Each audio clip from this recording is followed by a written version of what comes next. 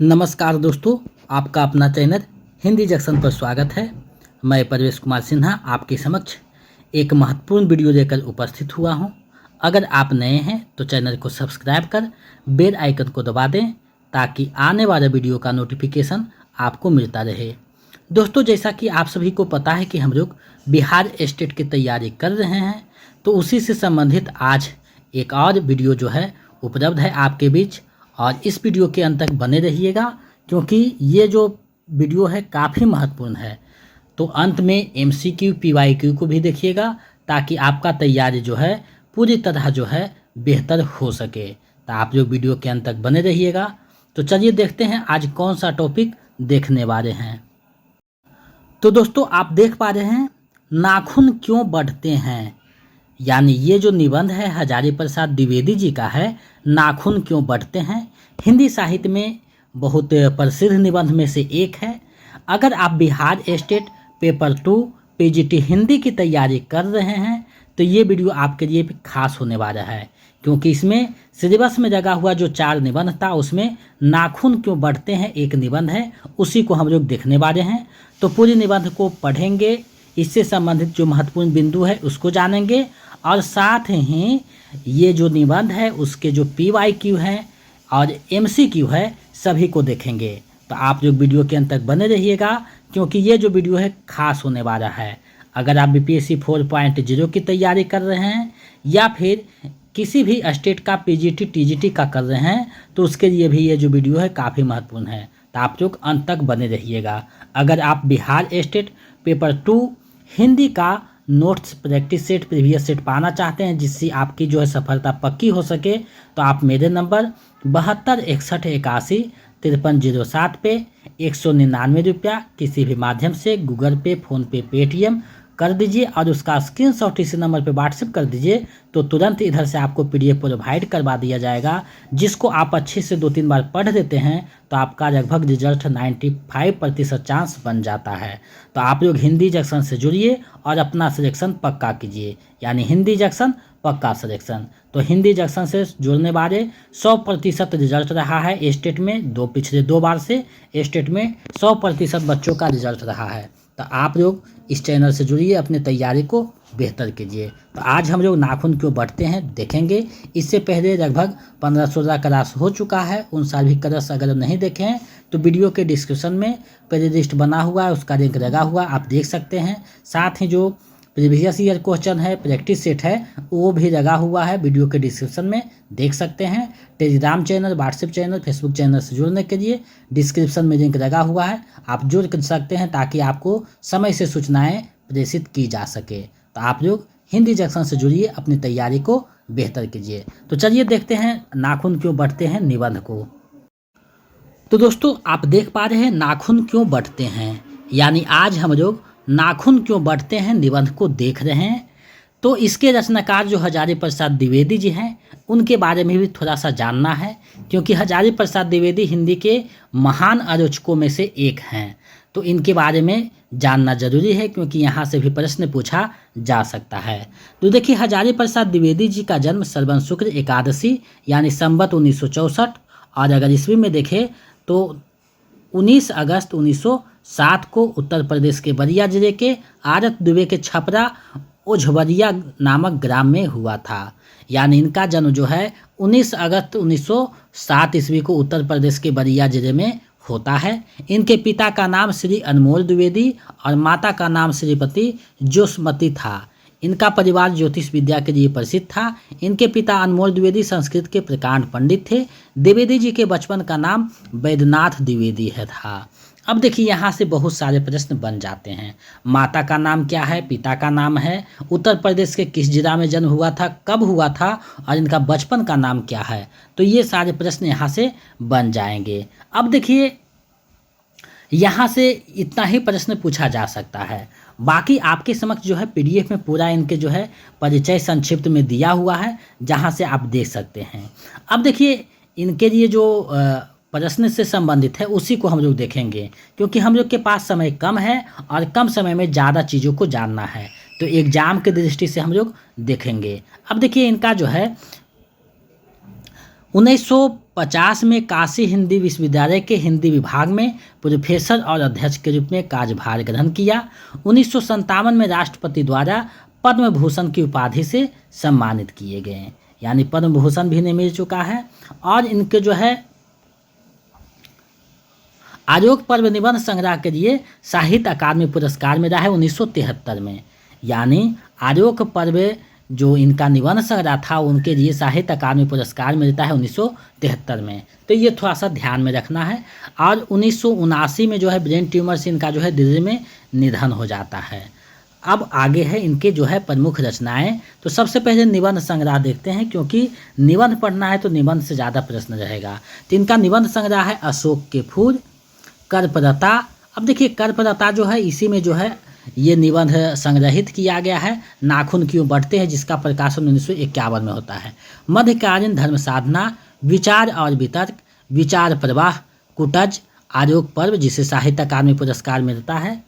अब देखिए इनके जो प्रमुख निबंध है, वहाँ तो निबंध संग्रह था, यहाँ जो है प्रमुख निबंध है तो राज मिर्च पाउडर है, कल्पतरु है, गतिशील चिंतन है, साहित्य सहचर है, नाखून क्यों बढ़ते हैं, अशोक के फूल, देवदारू, बसंत आ गया, वर्षा गणपति से श्याम तक, मेरी जन्मभूमि, घर जोड़ने की माया, शिरीष के फूल। तो ये जो है इनके प्रसिद्ध निबंध हैं जो एग्जाम में पूछा जा सकता है। अब देखिए इनके 4 जो उपन्यास हैं उससे भी प्रश्न पूछा जा सकता है, तो उसको भी जान लेते हैं। प्रकाशन नहीं पूछेगा किसी भी निबंध संग्रह का, या उपन्यास का प्रकाशन नहीं पूछेगा ए स्टेट में, बीपीएससी में पूछ सकता है। तो ए स्टेट को हम लोग देख रहे हैं तो उसी के अनुसार देखेंगे। तो बाण भट्ट की आत्मकथा है 1946 में, चारू चंद्रलेख है 1963 में, पुनर्वा है 1973 में, अनाम दास का पोट्ठा है 1976 में। तो ये 4 उपन्यास है।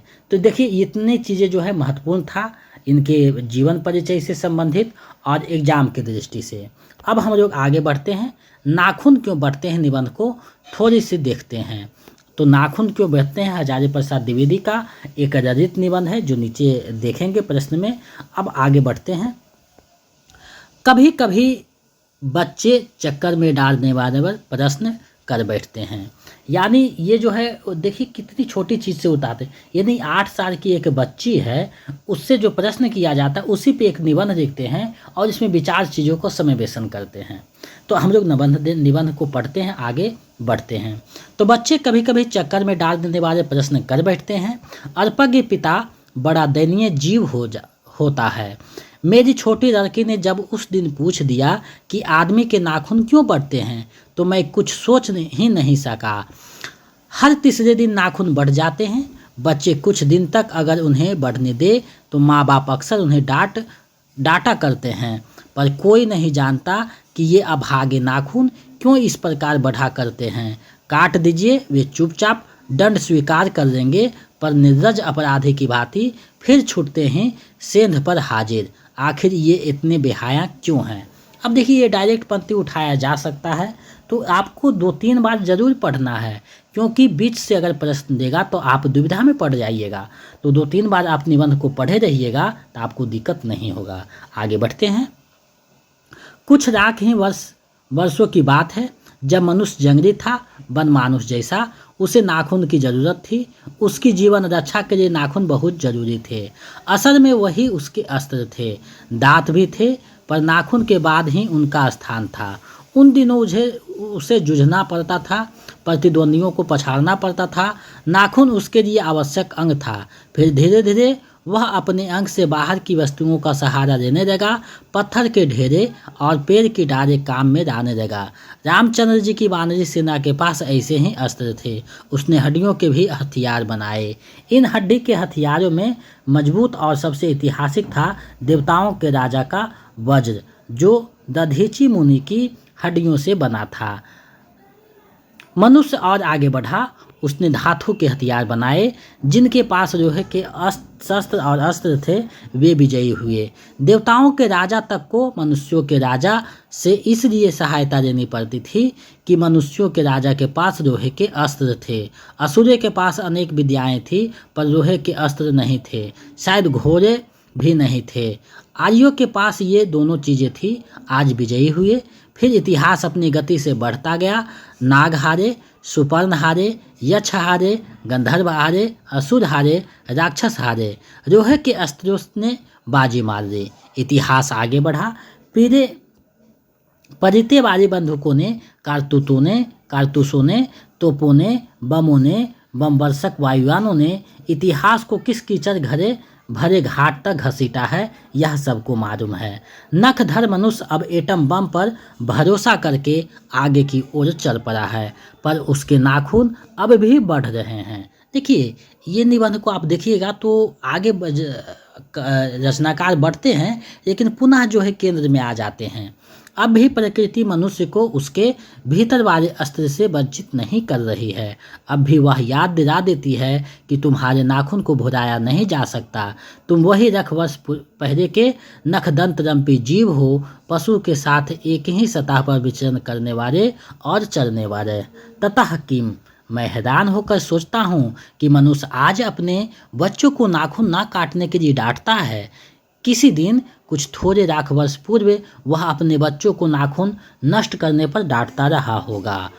लेकिन प्रकृति है कि वह अब भी नाखून को जिराए जा रही है और मनुष्य है कि अब भी उसे काटे जा रहा है। वे कम वक्त रोज बढ़ते हैं क्योंकि वे अंधे हैं, नहीं जानते कि मनुष्य को इससे कोटि कोटि गुना शक्तिशाली अस्त्र मिल चुका है।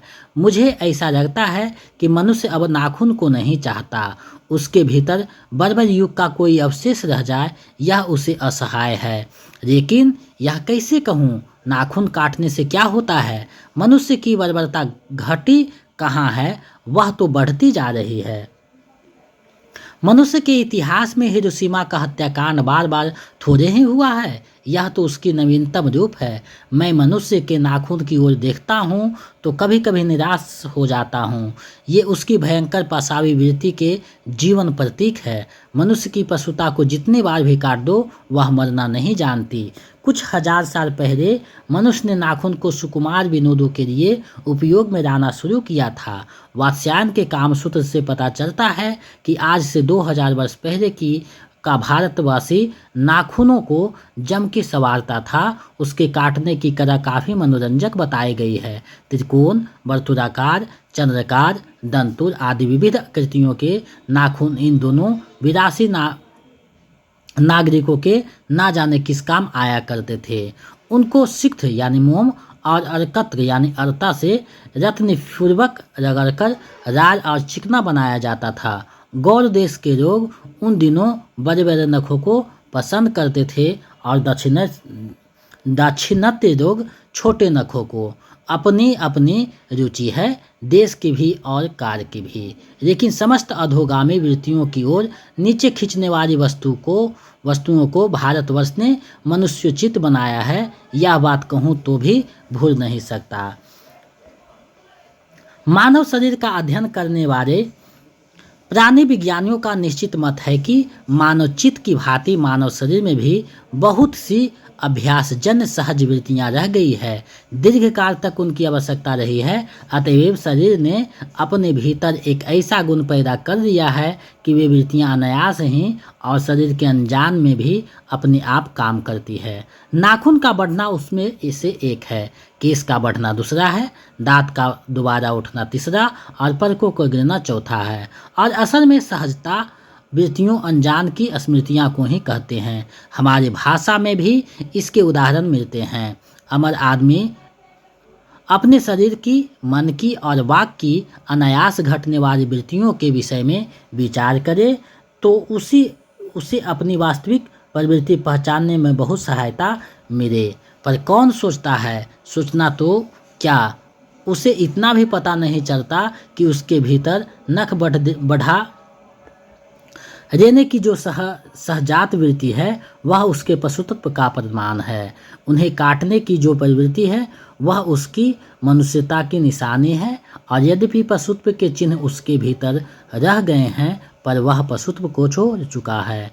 पशु बनकर वह आगे नहीं बढ़ सकता, उसे कोई और रास्ता खोजना चाहिए। अस्त्र बढ़ाने की प्रवृत्ति मनुष्यता की विरोधनी है। मेरा मन पूछता है, किस ओर मनुष्य किस ओर बढ़ रहा है?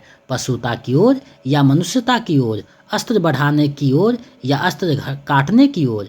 मेरी निर्बोध बालिका ने मानो मनुष्य जाति से ही प्रश्न किया है। जानते हो नाखून क्यों बढ़ते हैं? यह हमारी पशुता के अवशेष हैं।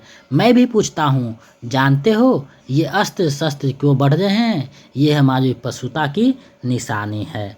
इसी तरह देखिए आगे बढ़ रहा है निबंध, और पूरी निबंध जो है आगे बढ़ता है। तो कुछ और है, इसको हम लोग देख लेते हैं। भारतीय भाषाओं में प्रायः ही अंग्रेजी के इंडिपेंडेंस शब्द का समानार्थक शब्द नहीं व्यवहृत होता। 15 अगस्त को जब अंग्रेजी भाषा के पत्र इंडिपेंडेंस की घोषणा कर रहे थे, देसी भाषा के पत्र स्वाधीनता दिवस की चर्चा कर रहे थे। इंडिपेंडेंस का अर्थ है अधीनता या किसी की अधीनता का अभाव, पर स्वाधीनता शब्द का अर्थ है अपने ही अधीन रहना।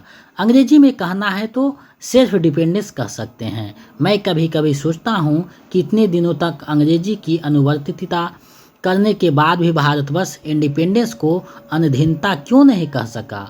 उसने अपनी आज़ादी के जितने भी नामकरण किए, स्वतंत्रता, स्वराज, स्वाधीनता, उन सब में स्व का बंधन अवश्य रखा।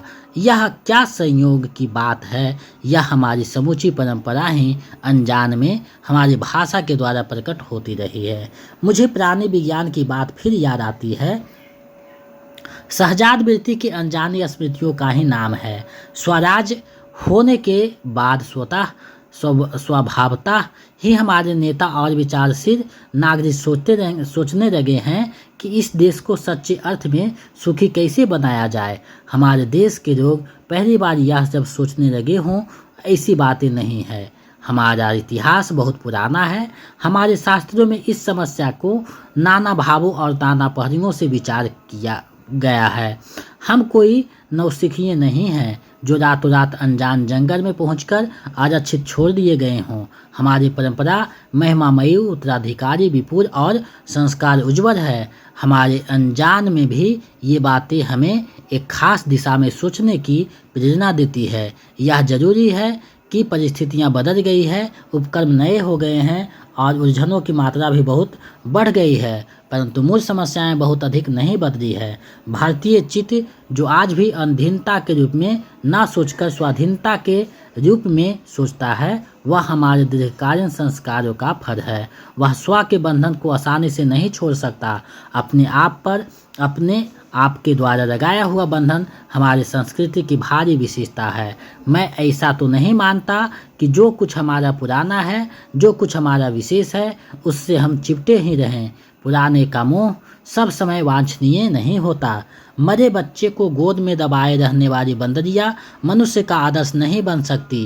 परंतु मैं ऐसा भी नहीं सोच सकता कि हम नई अनुसंधित्सा के नशे में चूर होकर अपना सर्वस्व खो दें। कालिदास ने कहा था कि सब पुराने अच्छे नहीं होते, सब नए खराब ही नहीं होते। भले लोग दोनों की जांच कर देते हैं तो हितकर होता है, उसे ग्रहण करते हैं, और मूढ़ लोग दूसरों के इशारों पर भटकते रहते हैं। सो हमें परीक्षा करके हितकर बात सोचने देनी होगी, और अगर हमारे पूर्व संचित भंडार में वह हितकर वस्तु निकल आए तो इससे बढ़कर और क्या हो सकता है। जातियां इस देश में अनेक आई, लड़ती झगड़ती भी रही, फिर प्रेम पूर्वक बस भी गई। सभ्यता की नाना सीढ़ियों पर खड़ी और नाना के मुख कर चलने वाली इन जातियों के लिए एक सामान्य धर्म खोज निकालना कोई सहज बात नहीं थी। भारतवर्ष के ऋषियों ने अनेक प्रकार से इस समस्या को सुलझाने की कोशिश की थी, पर एक बात उन्होंने लक्ष्य की थी, समस्त वर्णों का, समस्त जातियों का एक सामान्य आदर्श भी हो, वह है अपने ही बंधनों से अपने को बांधना। मनुष्य पशु से किस बात में भिन्न है? आहार, निद्रा आदि। पशु सुलभ स्वभाव उसके ठीक वैसे ही है जैसे अन्य प्राणियों के, लेकिन वह फिर भी पशु से भिन्न है। उसमें संयम है, दूसरे के सुख दुख के प्रति संवेदना है, श्रद्धा है, तप है, त्याग है। यह मनुष्य के स्वयं के उद्भातित बंधन है। इसीलिए मनुष्य के झगड़े टंटे को अपना आदर्श नहीं मानता, गुस्से में आकर चढ़ दौड़ने वाली अविवेकी को बुरा समझता है, और वचन, मन और शरीर से किए गए असत्य आचरण को गलत आचरण मानता है। यह किसी भी जाति या वंश समुदाय का धर्म नहीं है, यह मनुष्य मात्र का धर्म है। महाभारत में इसलिए निर्वैर भाव, सत्य और अक्रोध को सब वर्णों का सामान्य धर्म कहा है। जैसे ए दत्ति त्रियम श्रेष्ठम सर्वभूतेषु भारतः निर्वैरता महाराजा सत्यम क्रोधा एव च। अन्यत्र इसमें निरंतर दानशीलता को भी गिनाया गया है। गौतम ने ठीक ही कहा कि मनुष्य की मनुष्यता यही है कि वह सबके दुख सुख को सहानुभूति के साथ देखता है। यह आत्मनिर्मित बंधन ही मनुष्य को मनुष्य बनाता है। अहिंसा, सत्य और अक्रोध मूलक धर्म का मूल उत्साह यही है। मुझे आश्चर्य होता है कि अनजान में भी हमारी भाषा में यह भाव कैसे रह गया है, लेकिन मुझे नाखून के बढ़ने पर आश्चर्य हुआ था। अज्ञान सर्वत्र आदमी को पछाड़ता है और आदमी है कि सदा उससे लोहारने को कमर कसे हैं। मनुष्य को सुख कैसे मिलेगा? बड़े बड़े नेता कहते हैं वस्तुओं की कमी है और मशीन बैठाओ और उत्पादन बढ़ाओ और धन की वृद्धि करो और बाह्य उपकरणों की ताकत बढ़ाओ।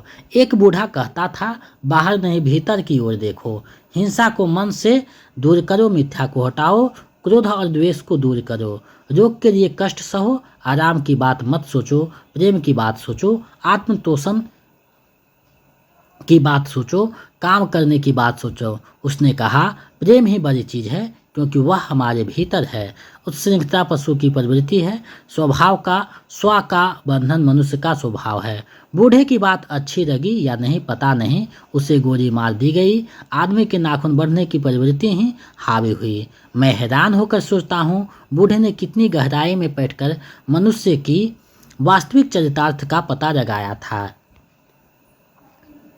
ऐसा कोई दिन आ सकता है जबकि मनुष्य के नाखूनों का बढ़ना बंद हो जाएगा। प्राण शास्त्रियों का ऐसा अनुमान है कि मनुष्य का अनावश्यक अंग उसी प्रकार झड़ जाएगा जिस प्रकार उसकी पूंछ झड़ गई है।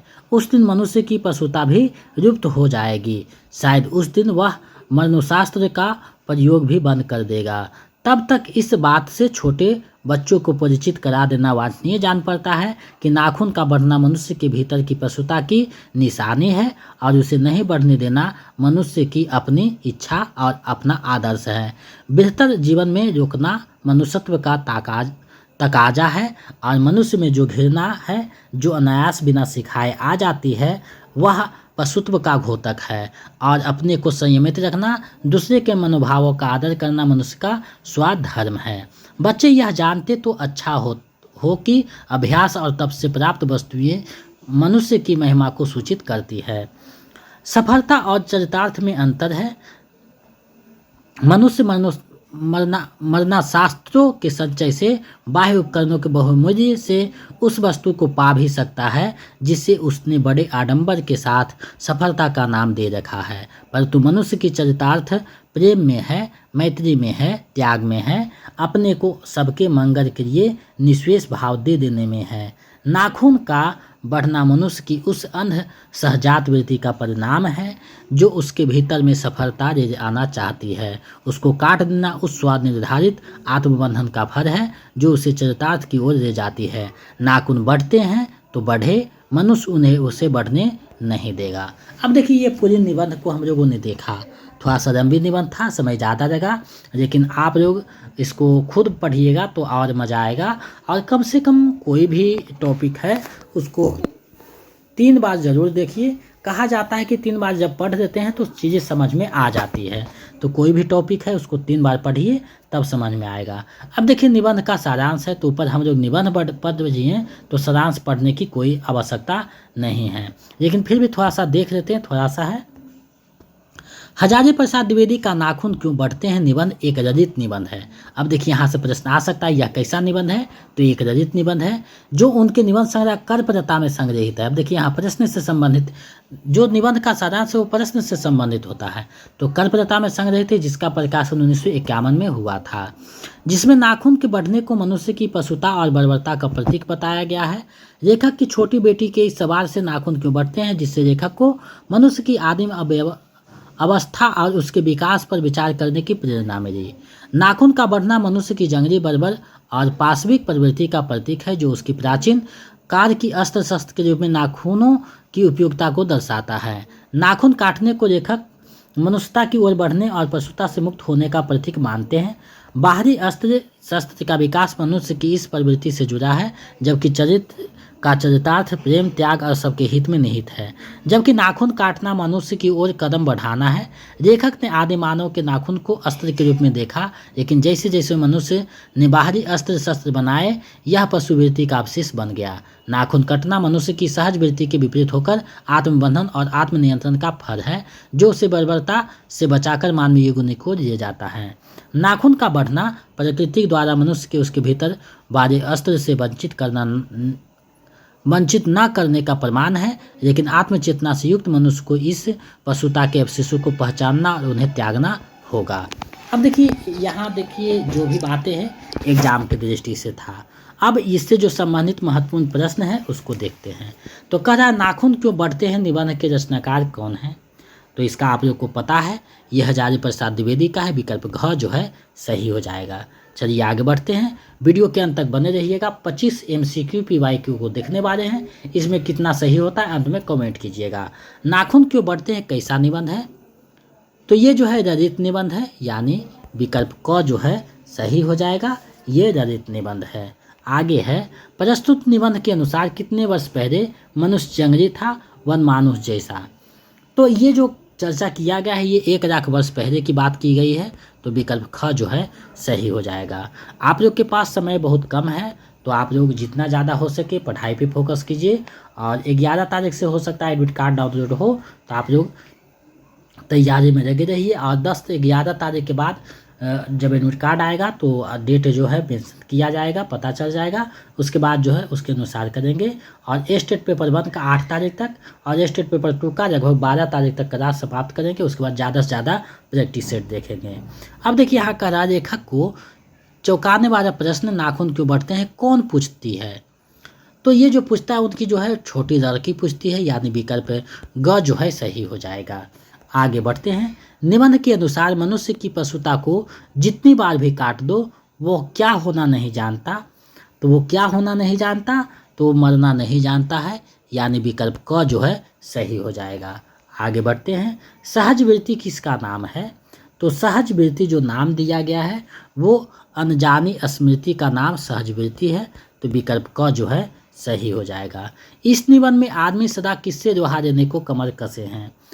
तो इस निबंध में जो कमर कसने की बात की गई है वो अज्ञान से कमर कसने की बात की गई है, लोहा लेने का, यानी विकल्प क जो है सही हो जाएगा।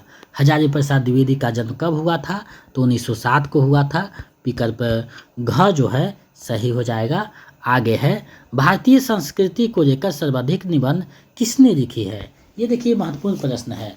तो भारतीय संस्कृति को लेकर जो सर्वाधिक निबंध लिखे हैं वो हजारी प्रसाद द्विवेदी लिखे हैं, तो विकल्प ख जो है सही हो जाएगा। अब देखिए यहाँ एक तरह से और पूछा जाता है, मानव के मनोभावों को लेकर के सबसे ज़्यादा निबंध किसने लिखा है? तो रामचंद्र शुक्ल ने लिखा है, तो ये ध्यान में रखिएगा। आगे है, इस निबंध के अनुसार एक बूढ़े के रूप में किसको इंगित करते हैं? तो एक बूढ़े के रूप में महात्मा गांधी को इंगित किया गया है, यानी विकल्प ग जो है सही हो जाएगा। आगे है, निम्नलिखित में कौन सा निबंध संग्रह हजारी प्रसाद द्विवेदी का नहीं है? तो देखिए आर्योग पर्व, कर्परता, विचार प्रवाह, ये तीनों इन्हीं का है, लेकिन चिंतामणि जो है रामचंद्र शुक्ल का है, तो विकल्प घ जो है सही हो जाएगा। आगे है, इनमें से कौन सा निबंध हजारी प्रसाद द्विवेदी का है? तो देखिए श्रद्धा और भक्ति, अशोक के फूल, बसंत आ गए, 3 निबंध दिए गए हैं। तो अशोक के फूल और बसंत आ गया, ये जो निबंध है ये हजारी प्रसाद द्विवेदी के हैं। और श्रद्धा और भक्ति जो है वो रामचंद्र शुक्ल के हैं। तो यहाँ ख और ग होगा, थोड़ा सा टाइपिंग मिस्टेक है, ख और ग होगा, ख और ग दोनों, तो विकल्प घ जो है सही हो जाएगा। तो इसको जो है आगे सुधार लिया जाएगा। और आप लोग को भी अगर भेजा गया है PDF तो इसमें सुधार लीजिएगा। अशोक के फूल और बसंत आ गया जो है दोनों निबंध है द्विवेदी जी का, तो विकल्प घ में जो है ख और ग जो है दोनों सही होगा, तो विकल्प घ सही हो जाएगा। आगे बढ़ते हैं, आगे प्रश्न आपसे पूछा जा रहा है, मनुष्य की पशुता को जितनी बार भी काट दो मरना नहीं जानती। यह पंक्ति किस निबंध से लिया गया है? तो ये जो है नाखून क्यों बढ़ते हैं से लिया गया है। विकल्प ख सही हो जाएगा। हो सकता है इसके रचयिता पूछ दे तो हजारी प्रसाद द्विवेदी हो जाएंगे। तो देखिए यहाँ आप जब एक निबंध को पढ़ते हैं और उससे संबंधित जब प्रश्न होता है तो आपको बहुत आसान होता है बनाने में, लेकिन जब सब प्रश्न एक साथ मिल जाएंगे तो आपको कठिन लगने लगेंगे। तो आप जितना ज़्यादा रिवीजन कीजिएगा उतना बेहतर होगा। बाण भट्ट की आत्मकथा उपन्यास के रचनाकार कौन है? तो हजारी प्रसाद द्विवेदी जी हैं। विकल्प ग जो है सही हो जाएगा। हिंदी में रचित निबंध के प्रवर्तक किसे माना जाता है? तो हिंदी में रचित निबंध के जो प्रवर्तक हैं वो हजारी प्रसाद द्विवेदी को माना जाता है। विकल्प घ जो है सही हो जाएगा। नाखून क्यों बढ़ते हैं गद्य की कौन सी विधा है? तो नाखून क्यों बढ़ते हैं गद्य की रचित निबंध विधा है, यानी विकल्प ख जो है सही हो जाएगा। अब देखिए यहाँ रचित निबंध सिर्फ निबंध देगा तो वो भी सही हो जाएगा। अगर रचित निबंध रहेगा तो रचित निबंध लगाना है, ठीक। अगर रचित निबंध नहीं रहेगा, अगर सिर्फ निबंध रहेगा तो निबंध लगाना है। आगे छोटे नखों को कौन पसंद करते थे? तो छोटे नखों को दाक्षिणात्य लोग पसंद करते थे और बड़े नखों को गौड़ देश के। तो ये ध्यान में रखना है। छोटे नख जो है पिछले बार पूछ दिया है, तो हो सकता है इस बार पूछे कि बड़े नखों को कौन पसंद करते थे? तो गौड़ देश के लोग जो है पसंद करते थे। तो विकल्प क सही हो जाएगा। और छोटे नख पूछेगा तो विकल्प ख सही हो जाएगा। तो ये ध्यान रखिएगा। आगे है नाखून क्यों बढ़ते हैं में द्विवेदी जी के अनुसार इंडिपेंडेंस का सही अर्थ क्या है? तो इंडिपेंडेंस का सही अर्थ है अंधीनता। अंधीनता, इंडिपेंडेंस यानी अंधीनता। यहाँ पे थोड़ा सा न गायब हो गया है, तो विकल्प ख जो है सही हो जाएगा। आगे है नाखून क्यों बढ़ते हैं के आधार पे बताइए कि कालिदास ने क्या कहा था? तो कालिदास ने क्या कहा था इस निबंध के अनुसार आपको बताना है। तो कालिदास ने कहा था सब पुराने अच्छे नहीं होते और सब नए खराब नहीं होते, ये कहा था। विकल्प ख जो है सही हो जाएगा। देखिए प्रश्न से कैसे जो है आपका निबंध से प्रश्न उठाता है। तो जब तक आप निबंध को अच्छे से नहीं पढ़िएगा तो आपका प्रश्न गलत होने की संभावना बढ़ जाएगी। लेकिन आप जो 2-4 बार निबंध को पढ़े रहिएगा तो आपको ध्यान में आएगा कि कहाँ पे क्या कहा गया है। तो निबंध और कहानी जितने भी उपलब्ध करवाए गए हैं उसको 2-3 बार देखिए और रिवीजन करते रहिए, पढ़ते रहिए, तभी आपका सही होगा। क्योंकि निबंध और कहानी से लगभग 10 से 12 प्रश्न पूछा जाता है। तो ये जो है 6 कहानी और 4 निबंध को अगर देख लेते हैं अच्छे से तो आपका 10-12 नंबर सही हो जाएगा। आगे है तुम वही लाख वर्ष पहले के नख दंत रंबी जीव हो, पशु के साथ एक ही सतह पर विचरण करने वाले और चलने वाले। यह पंक्ति किस निबंध से लिया गया है? तो ये जो पंक्ति है नाखून क्यों बढ़ते हैं निबंध से लिया गया है। विकल्प ग जो है सही हो जाएगा। आगे है असल में सहजात वृत्तियाँ की स्मृतियाँ को ही कहते हैं। तो असल में सहजात वृत्तियाँ अनजान की स्मृतियाँ को ही कहते हैं। अनजान की स्मृतियों को ही कहते हैं। तो ये जो है विकल्प ग जो है सही होगा। तो इस प्रकार से भी प्रश्न पूछा जाता है। लेखक ने नखदंत रंबी जीव किसे कहा है? तो नखदंत रंबी जीव किसे कहा है? तो लेखक ने ऐसा कहा है मनुष्य को, यानी विकल्प क जो है सही हो जाएगा। आगे है कौन सी प्रवृत्ति मनुष्यता की विरोधनी है? तो मनुष्यता का जो विरोधनी है वो कौन सी प्रवृत्ति है? तो ये जो हो जाएगा अस्त्र बढ़ाने या अस्त्र जुटाने की जो प्रवृत्ति है, अस्त्र इकट्ठा करने की प्रवृत्ति है, वही जो है मनुष्यता की विरोधनी है। विकल्प क जो है सही हो जाएगा। आगे है भारतीय चित्त में स्व का भाव किसका प्रतिफल है? तो स्व का भाव जो है हमारे दीर्घकालीन संस्कारों का प्रतिफल है। विकल्प ग जो है सही हो जाएगा। नेक्स्ट प्रश्न है इस वीडियो का अंतिम। इस निबंध में एक बूढ़ा था वाक्यांश के माध्यम से लेखक ने किसकी ओर संकेत किया है? तो ये जो संकेत किया है महात्मा गांधी की ओर संकेत किया है।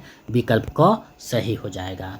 तो आज हमने आपको नाखून क्यों बढ़ते हैं निबंध को करवाया है और हमें पूरा विश्वास है कि ये आपकी तैयारी में महत्वपूर्ण भूमिका निभाएगा।